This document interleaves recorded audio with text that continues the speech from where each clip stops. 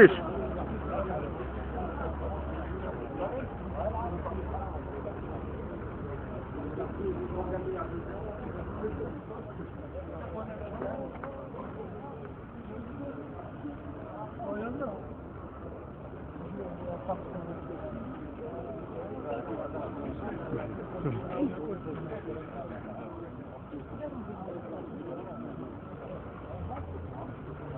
خرج لاعبو المنتخب الوطني صبيحة اليوم في فسحة قصيرة قصد الترفيه عن النفس والابتعاد قليلا عن أجواء الضغط والمباراة قبل موعد لقاء روسيا المحدد وجسر العبور إلى الدور الثاني من مونديال البرازيل. من مدينة كوريتيبا مبعوث البلاد إلى البرازيل وليد حمدادو.